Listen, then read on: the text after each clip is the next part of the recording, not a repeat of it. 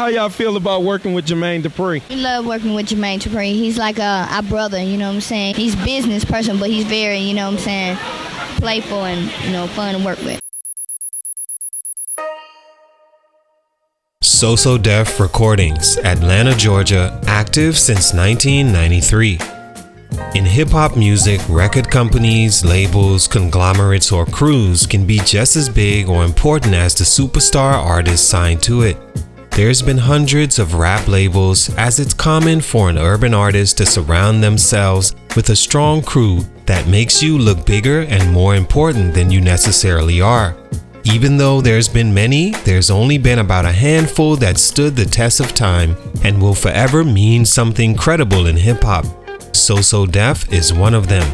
Back in the 90s, they made their name initially off Escape's early success in '93 going platinum, followed by two more of the same status over the next 5 years.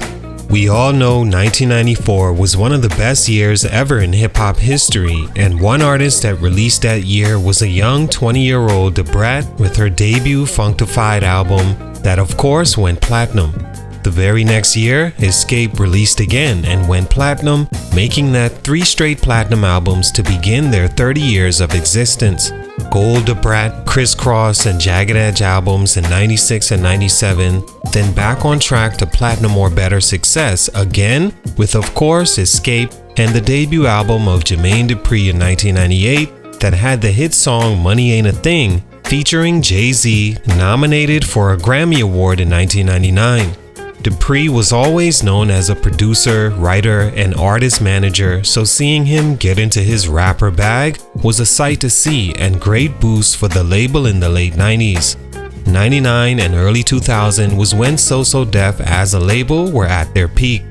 Jagged Edge double platinum in '99 on their second album and the best selling of their career. DaBrat kept her platinum streak going to begin the 2000s, right before the biggest thing to ever happen to So So Def, which was of course former StuntedGrowthMusic feature Bow Wow, began his reign the year 2000 with his double platinum debut that gave Jermaine Dupri and So So Def their new and improved Kris Kross, but a lot more charismatic and even more marketable. Bow Wow was a hitmaker in those times, with super writer Jermaine Dupri on his side, who had already coached young prodigies before and turned them into stars and then hip-hop legends. Bow Wow was the last rap artist to go platinum on So So Def, doing it on his Doggy Bag album in 2001. Throughout the 2000s, So So Def adapted to the new crunk /swag/snap era well, with groups like Dem Franchise Boys, Youngbloods, Bone Crusher, and even one-hit wonders like JKwon and Rocko. But since 2006, none of their projects have had similar success, and by then they had lost all their stars and superstar artists. Let's talk about it. Salute to Rain DJ on IG for this request. It's your boy JC StuntedGrowthMusic. Let's get it, man. Take a minute to like, subscribe, and comment on who I should do next. So So Def is an urban rap label that got their start through owner and producer Jermaine Dupri in 1993. Dupri initially wanted to be a full-time rapper, but realized he had a knack for finding talent that could blow up into the next big thing. Around that time, he was working with Kris Kross and responsible for many of their hit records that caught fire in the early 90s. Since the child rap artists hadn't been done before, not quite like they did it of course, Jermaine Dupri signed a distribution deal with Columbia Records, a relationship that lasted 10 years. So So Def was a well-oiled machine that had most of what fans wanted no matter what you enjoyed. They've only released a project by DaBrat and Jagged Edge in the entire 2010s, completely falling off the hip-hop map as a label. Stunt number 1, losing the success of their biggest artists. You've heard the term, if it ain't broke, don't fix it. Well, that doesn't matter in hip-hop because time breaks the stride of all artists at some point, but the loss of artists like Lil Bow Wow, who still had platinum and gold albums left in his kiddie craze that took over the early 2000s, DaBrat, whose chart-topping run ended by the year 2000, the cooling off of Kris Kross in 4 years' time, with only one of their 3 albums under So So Def, and time/an untimely hiatus of their initial success Escape, who dealt with members leaving to pursue solo careers, creating a chemistry issue time didn't allow them to work out, was a huge loss. So So Def had other big artists like Anthony Hamilton for a time, Youngbloods, Bone Crusher, JKwon, Dem Franchise Boys, and 3LW, but those were for the most part considered one-hit wonders or had peaked and fell off by the time So So Def needed a jolt of energy to keep them in the mix with competing and upcoming labels like Bad Boy, Cash Money, and Rockefeller Records. In a little over a year, Bow Wow had put out 2 albums that brought in a total of 3 million records sold from September 2000 to December 2001 and was only 14-15 years old.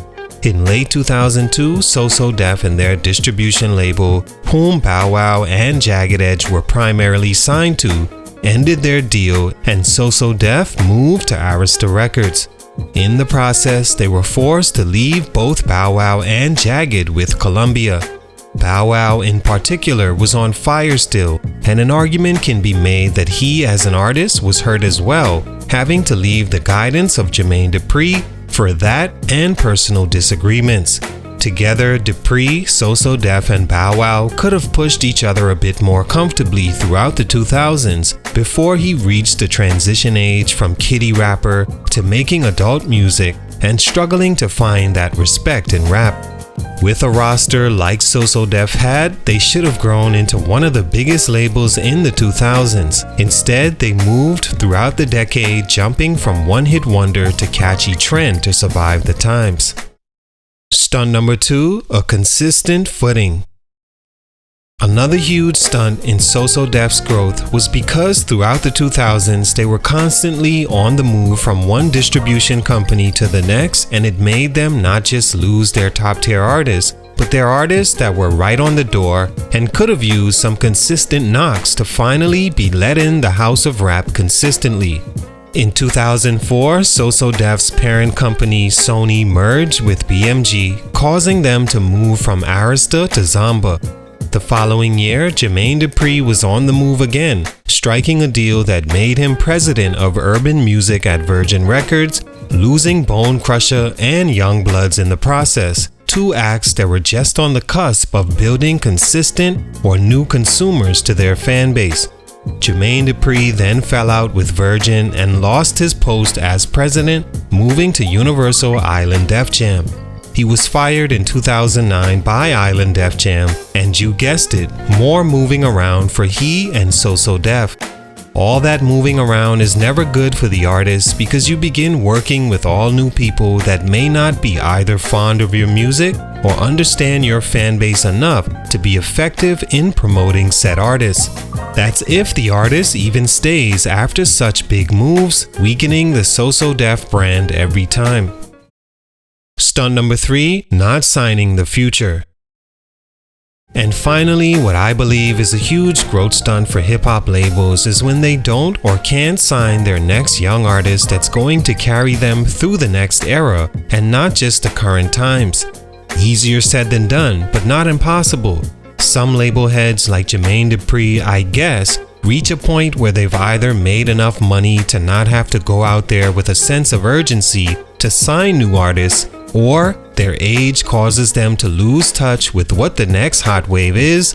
But whatever the case, So So Def hadn't landed an artist good enough to have success in the 2010s. The swag and snap era, where So So Def survived off hit singles by acts that didn't last past a few years, were over, and all they were left with, Jagged Edge, DaBrat, and Jermaine Dupri, all older artists way past their prime, and certainly not making a mark on the new decade.